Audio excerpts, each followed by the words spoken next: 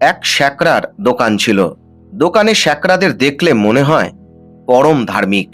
গলায় তুলসীর মালা, কপালে তিলক, হাতে হরিনামের ঝুলি, গায়ে নামাবলী, মুখে সর্বদা ভগবানের নাম। সব শ্যাকরাকে বিশ্বাস করা যায় না।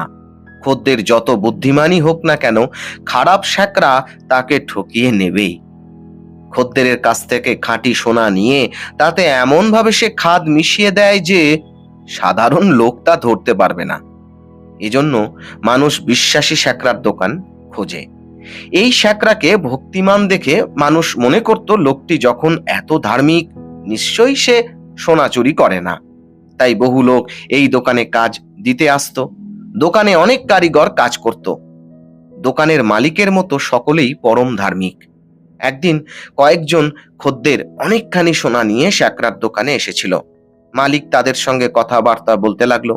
তারপর দাম দর ঠিক করে সমস্ত সোনা সে একজন কারিগরের হাতে দিল।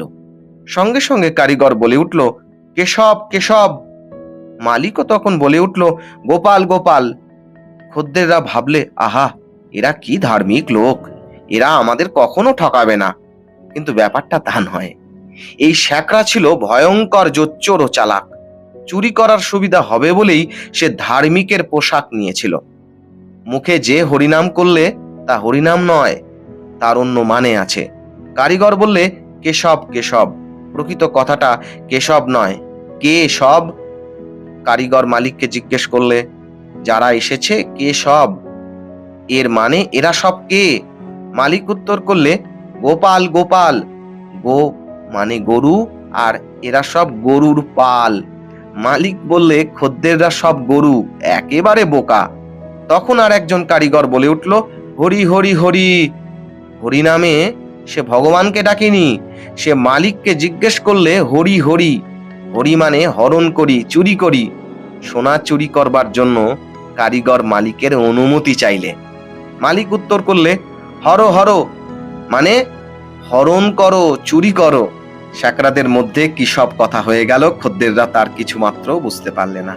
তারা ভাবলে, আহা, লোকগুলো বড় ধার্মিক, ভগবানের নাম ওদের মুখে লেগেই আছে, এরা কখনো আমাদের ঠকাবে না।